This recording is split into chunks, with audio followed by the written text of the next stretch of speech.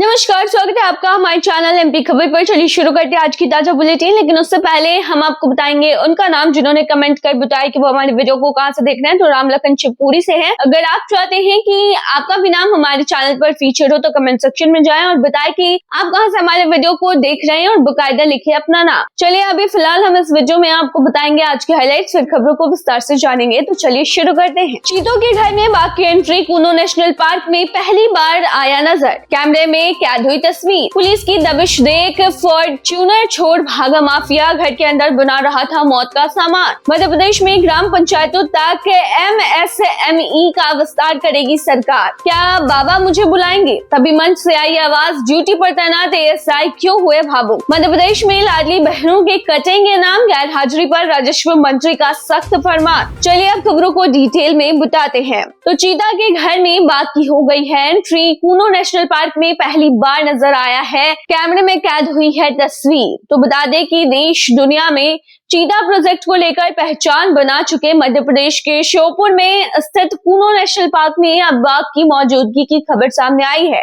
Park के Tiktoli gate क्षेत्र में सफारी पर गए पर्यटकों को जंगल में एक बाघ दिखाई दिया। ये पहली बार है जब कूनो में टाइगर को पर्यटकों ने देखा और इसका वीडियो कैमरे में कैद भी किया है। पुलिस की दबिश देख फॉर्च्यूनर छोड़ भाग खड़ा हुआ माफिया, घर के अंदर बना रहा था मौत का सामान। आपको बता दें कि पुलिस ने दबिश दी, इस दौरान माफिया फरार हो गया। मध्य प्रदेश के राजगढ़ जिले के गोघटपुर गांव में पुलिस ने अवैध ड्रग्स फैक्ट्री पर छापा मारकर 4 करोड़ रुपए का केमिकल जब्त किया है। मुख्य आरोपी अपनी फॉर्च्यूनर छोड़कर फरार हो गया है। पुलिस ने 4 लोगों को गिरफ्तार कर लिया है। मध्य प्रदेश में ग्राम पंचायतों तक एमएसएमई का विस्तार करेगा सरकार। मध्य प्रदेश में सूक्ष्म, लघु एवं मध्यम उद्यम इकाइयों का विस्तार के लिए पहले जिलों का पायलट प्रोजेक्ट के रूप में चयन कर प्रयोग किया जाएगा। ऐसी ग्राम पंचायतें चिन्हित की जाएंगी जहां सड़क, बिजली, पानी और उद्योग के लिए आवश्यक सुविधाएं जो है वो उपलब्ध हो। क्या बाबा मुझे बुलाएंगे? तभी मंच से आई आवाज, ड्यूटी पर तैनात एएसआई हो गए भावुक। बता दें कि मध्य प्रदेश से एक मामला सामने आया। मध्य प्रदेश के सतना जिले के शिवराजपुर में बागेश्वर धाम सरकार पंडित धीरेन्द्र कृष्ण शास्त्री की हनुमान कथा के दौरान एक भावुक पल देखने को मिला, जब सुरक्षा ड्यूटी पर तैनात एएसआई सुरेंद्र कुमार को बाबा ने मंच पर ही बुला लिया। उनके मन में चल रही शंका को भांपते हुए बाबा ने हजारों श्रद्धालुओं के बीच उन्हें अपने पास बुलाया, जिससे पूरा पंडाल भावुक हो उठा। मध्य प्रदेश में लाडली बहनों के कटेंगे नाम, गैर हाजिरी पर राजस्व मंत्री का सख्त फरमान। अक्सर अपने बयान और अंदाज को लेकर हमेशा चर्चा में रहने वाले प्रदेश के राजस्व मंत्री करण सिंह वर्मा एक बार फिर विवादों में आ गए हैं। उन्होंने मंच से लाडली बहनाओं को चेतावनी भरे लफ्ज़ों में कहा है कि यदि सरकारी कार्यक्रम में नहीं आएंगी तो उनके नाम काट दिए जाएंगे। इछावर विधानसभा के ग्राम धमंदा में आयोजित नवीन उप स्वास्थ्य केंद्रों लोकार्पण अवसर पर मंत्री ने ये बात कही है। अब उनका यह बयान काफी ज्यादा चर्चा में आ गया है। मध्य प्रदेश में अब ऑटोमेटिक फिटनेस सेंटरों में मिल रही है शिकायतें, अवैध वसूली पर हो रही है कार्रवाई। मध्य प्रदेश में ऑटोमेटेड फिटनेस सेंटर की व्यवस्था इसलिए शुरू की गई थी ताकि वाहनों के फिटनेस प्रमाण पत्र जारी करने में पारदर्शिता रहे और आवेदकों के साथ किसी तरह की मनमानी न हो। नई व्यवस्था में उल्टा ही हो रहे हैं, बल्कि इसमें काफी ज्यादा समस्या आ रही है, जिसको लेकर बातें सामने आई हैं। 4 दिन में कैसे प्रेग्नेंट हो गई पत्नी, हाईकोर्ट पहुंचा आर्मी का जवान, तलाक केस में नया मोड़। मध्य प्रदेश हाईकोर्ट ने आर्मी जवान के तलाक मामले में बच्चों के डीएनए टेस्ट के आदेश को सही ठहराया है। कोर्ट ने कहा है कि यह जांच पत्नी पर लगाए गए व्यभिचार के आरोपों की सच्चाई जानने के लिए है कि बच्चे को अवैध ठहरने के लिए, न कि बच्चे का अवैध ठहरने के लिए। पति ने दावा किया था कि पत्नी ने 4 दिन में प्रेगनेंसी की जानकारी दी, जो मेडिकल रूप से संदेह पैदा करती है। यह विवाद 3 तलाक याचिकाओं और करीब 10 साल पुराने वैवाहिक तनाव से जुड़ा है। हाईकोर्ट का यह फैसला भविष्य में ऐसे मामलों में एक अहम कानूनी मिसाल बन सकता है। एमपी में घर जाकर होगा बीमार बुजुर्गों का इलाज, 6 जिलों में चलेगा पायलट प्रोजेक्ट। मध्य प्रदेश में अब बीमार बुजुर्गों के लिए एक और बड़ी सुविधा शुरू होने वाली है, जिसके लिए सरकार ने 6 जिलों में फिलहाल पायलट प्रोजेक्ट पर काम करना शुरू किया है, जिसके तहत स्वास्थ्य विभाग ने ऐसे 1 लाख से ज्यादा बुजुर्गों का चयन किया है जो चलने फिरने में असमर्थ हैं और उन्हें अस्पताल में जाने में परेशानियां होती हैं। ऐसे बुजुर्ग मरीजों का इलाज राष्ट्रीय स्वास्थ्य मिशन के तहत घर जाकर किया जाएगा, जहां नर्सिंग स्टाफ बुजुर्गों के घर में जाकर उसकी जांच करेगा और उनका इलाज किया जाएगा, ताकि बुजुर्गों को बाहर न जाना पड़े और वह घर में ही स्वास्थ्य लाभ ले सकेंगे।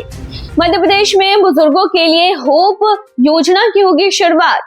मध्य प्रदेश सरकार ने स्वास्थ्य क्षेत्र में एक बड़ी पहल करते हुए होप यानी कि health oriented outreach for the elderly योजना की शुरुआत की है। ये योजना खास तौर पर 60 वर्ष और उससे अधिक आयु के बुजुर्गों के लिए तैयार की गई है, ताकि उन्हें घर बैठे ही नियमित स्वास्थ्य जांच, चिकित्सा सहायता और मेडिकल फॉलोअप सेवाएं जो हैं वो उपलब्ध हो सके। हाथों में मेहंदी, चेहरे पर मुस्कान, फ्रांस से सिंगरौली आकर एमपी की बहू बनी है युवती। 7 समुंदर पार से एक युवती आई जो कि एमपी में बहू बनी है। 7 समुंदर पार फ्रांस से एक युवती अपने दूल्हे को लेने अपने पूरे परिवार के साथ सिंगरौली पहुंची है। यहाँ वो भारतीय संस्कृति और हिंदू रीति रिवाजों के अनुसार विवाह बंधन में बनने जा रही है। जानकारी के मुताबिक फ्रांस की ओला निवासी शार्लेटो ओलानिया जो की दुल्हन है, उनकी शादी बेल्जियम में कार्यरत और सिंगरौली के पंचखोरा रोड निवासी संदीप कुमार से हो रही है। एमपी कांग्रेस की नई रणनीति, टैलेंट हंट से चुने जाएंगे एमपी के प्रवक्ता, 11 सदस्यीय समिति गठन। मध्य प्रदेश कांग्रेस अब प्रवक्ताओं का चयन टैलेंट हंट प्रक्रिया से करेगी। इसके लिए 11 सदस्यीय समिति बनाई गई है, जिसके अध्यक्ष मुकेश नायक है। समिति में विधायक और वरिष्ठ नेता शामिल किए गए हैं। मीडिया कमेटी भंग करने के बाद लिया गया यह फैसला संगठन और मीडिया रणनीति को मजबूत करने की दिशा में अहम कदम माना जा रहा है। भोपाल नगर निगम कमिश्नर संस्कृति जैन को सजा के मामले में एमपी हाईकोर्ट ने लगाई है रोक।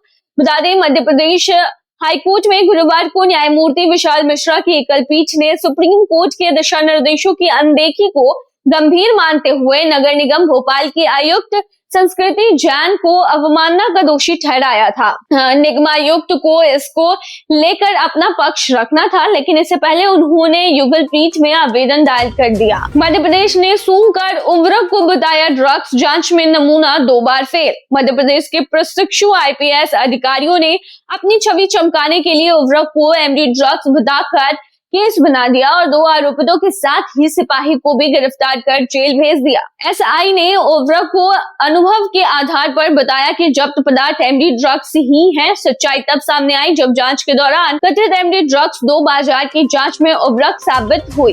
एमपी में शिक्षा पर बड़ा सवाल, 5 साल में 10,000 से ज्यादा स्कूल बंद, श्रृंगार ने सरकार को घेरा।